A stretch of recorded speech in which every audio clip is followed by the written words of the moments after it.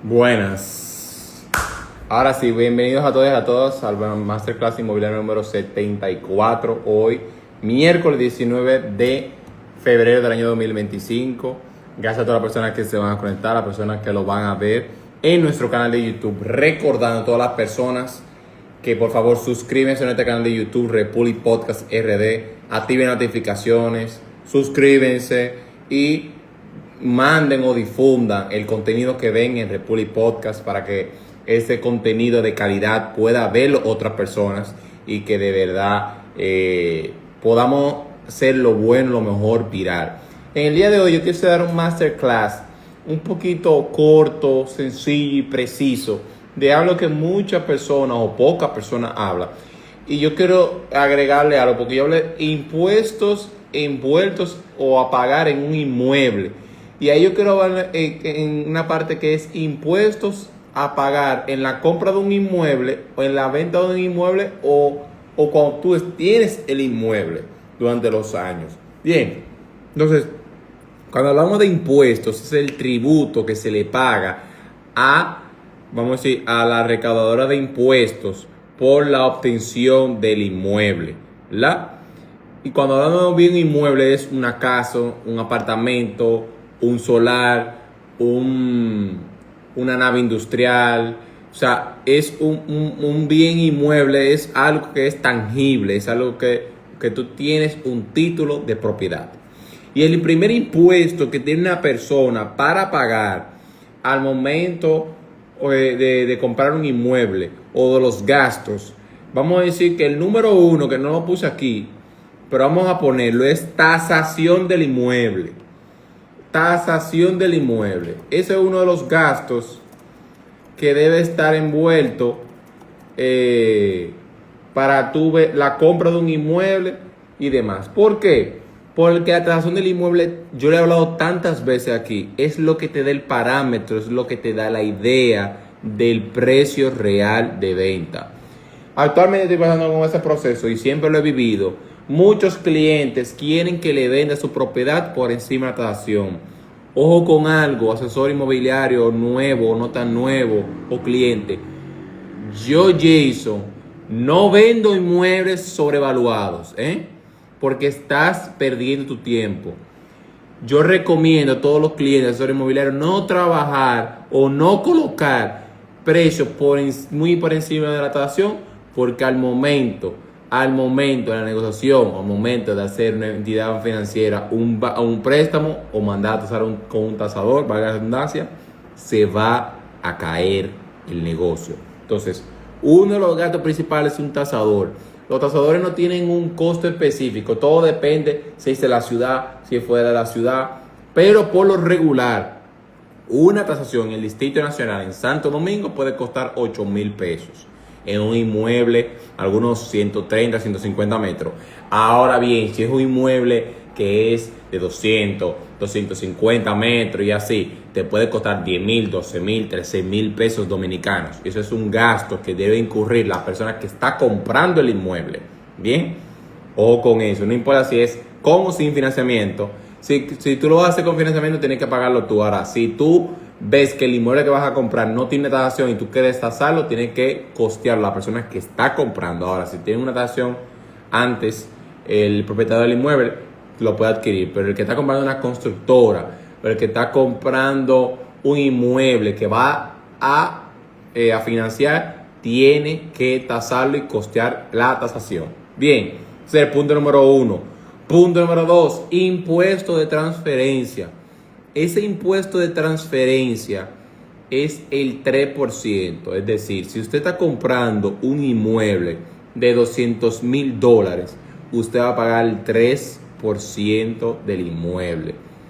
Y es muy importante que sepan, creo que Kelvin Balbueno lo había dicho unos días, hace unas semanas, para poder realizar el impuesto de transferencia hay que hacer lo siguiente, es tú en la entidad bancaria de tu preferencia, o sea, donde tú tengas cuenta, ese 3% tú tienes que hacer un cheque de administración por concepto de pago de impuestos de transferencia. Ellos saben, tú le explicas el concepto para qué es, ellos te lo van a realizar. Pero si tú estás haciendo un préstamo, por ejemplo, tú estás tomando un préstamo hipotecario, en el mismo banco, la misma ejecutiva que está cerrando y está firmando el documento, te ayuda a realizar ese proceso del cheque para que ellos mismos con su departamento legal puedan hacer el pago del impuesto de transferencia en un cheque de administración del banco. Pero es muy importante ese 3%. ¿Y por qué digo esto? Porque muchas personas, si estamos viendo eso, muchas personas compran inmuebles, tienen el contrato de venta, pero no hacen la transferencia del inmueble para evitar el 3%. ¿Y qué está pasando? Ahora la ley 304 o 0324, que yo había dicho hace unas semanas, está haciendo que las personas que vendieron inmuebles hagan un descargo de esos inmuebles que ya vendieron. O sea, la persona A vendió su inmueble a la persona B, pero la persona B no transfirió el inmueble a su nombre. Entonces, la ley 0324 lo que está buscando es que esa persona que vendió, que todavía te da su nombre, se descargue para buscando que la Impuestos Internos o DGI obligue a esa persona que compró, que no ha transferido a su nombre, ponerla a su nombre. Muchas personas compran inmuebles y no lo ponen a su nombre. Señores, eso es un peligro. Eso es un peligro. Y cuando hablo de un peligro es por lo siguiente, señores, muchas personas no saben que imagínate que tú compres un inmueble y no lo pongas a tu nombre y esa persona que está en el inmueble se muere. Tú vas a decir, tú vas a alegar, bueno, yo tengo un impuesto, yo tengo un acto de venta y que si yo que sí, pero tú te puedes evitar esa situación si tú haces ese proceso y no te quieres ahorrar 2 pesos. Porque muchas personas lo ahorran para ahorrarse ese dinero del impuesto de transferencia, que al final se puede convertir en un problema mayor. Y si esa persona fallece, puede haber una determinación de heredero que esté involucrado en su inmueble. Entonces, para evitar situaciones es importante que la persona pague el impuesto de transferencia y lo ponga a su nombre, como los carros. Todo el mundo que compra un vehículo lo pone a su nombre, paga el impuesto de transferirlo y automáticamente se le descarga a otra persona. Entonces, es importante que tengamos nosotros, asesores inmobiliarios, que podamos darle ese consejo a clientes, o nosotros, o los clientes que escuchen este podcast o escuchen este masterclass, más bien, puedan saber que es importante que paguen impuestos de transferencia cuando compran un inmueble para evitar situaciones. Bien, ese es el punto número 2. Punto número 3, impuestos o gastos legales de la transferencia. Mucha gente que quiere comprar y nada más tiene el dinero contado. Señores, aparte de comprar el inmueble, dígase el inicial del inmueble, tenemos que ver el impuesto de transferencia, pero también tenemos que ver el tema de lo que es los gastos legales. El banco tiene un gasto legal por ejecutar eso. De momento.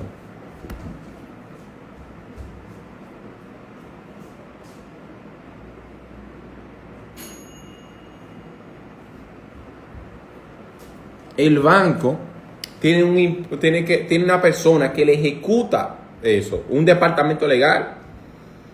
Y fácilmente unos gastos legales te pueden salir en 25, 30 mil, 35 mil pesos y tú tienes que tener ese dinero. Quizá para muchas personas no es mucho, pero cuando estamos viendo un inmueble, no solamente tenemos que ver lo que vamos a gastar del inmueble, dígase del inicial, tenemos que ver el impuesto de transferencia, tenemos que ver el impuesto o los gastos legales de la transferencia que te cobre el banco, que muchas veces lo que se hace, que mucha gente no lo sabe, si tú no tienes el costo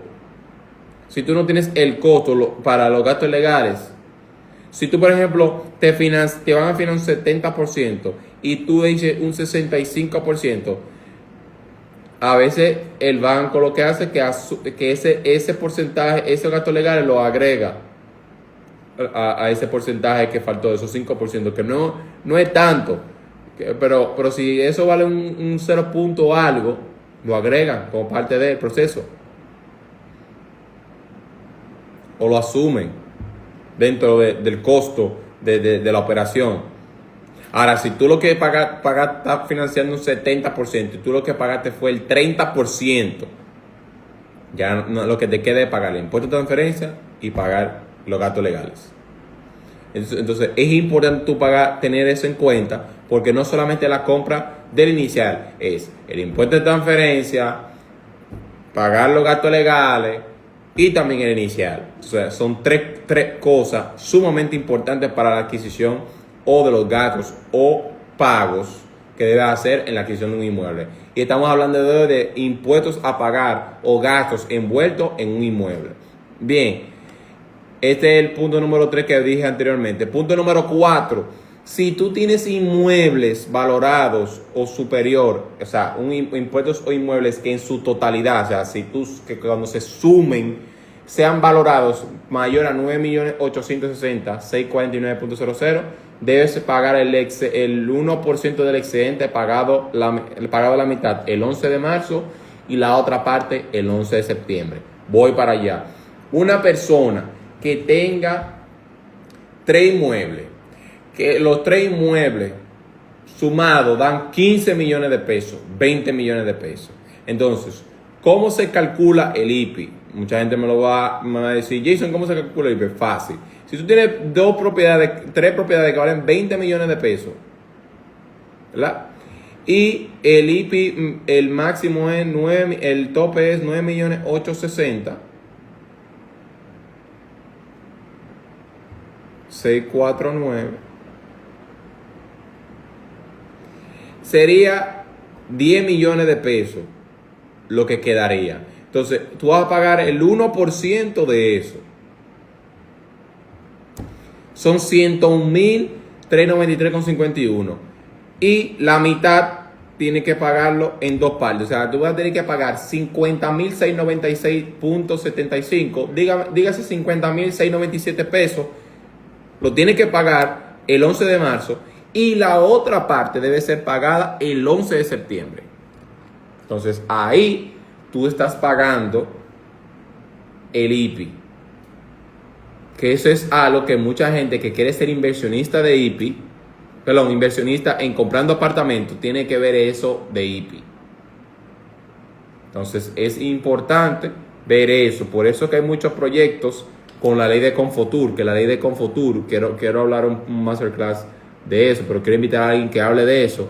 Y la ley de Confotur no es más que un incentivo a los proyectos turísticos en el cual la persona que compre tenga una exención de impuestos durante 15 años para que la persona no pague impuestos. Es decir, si una persona de República Dominicana compra un inmueble turístico y ya está pagando IPI porque tiene varias propiedades, esa propiedad no va a entrar a formar durante el conjunto que va a pagar IPI. Va a estar exenta durante los 15 años. Ahora, cuando pase los 15 años, si él mantiene el inmueble, entra automáticamente. Bien, entonces es un gasto importante a considerar dentro de tu presupuesto como persona o como pequeño empresario que tiene propiedades mixtas. Ese es el punto número 4. Punto número 5. Si es un inmueble reventa, o sea, es decir, tú estás vendiendo tu inmueble a un tercero y lo lograste vender, es importante que debes tener o contemplar la ganancia de capital en tu próxima declaración jurada. Ojo con esto. Ojo con esto. Muchas personas, yo quiero invitar a una persona que hable del impuesto de capital o de la ganancia de capital, porque muy pocas personas hablan de eso.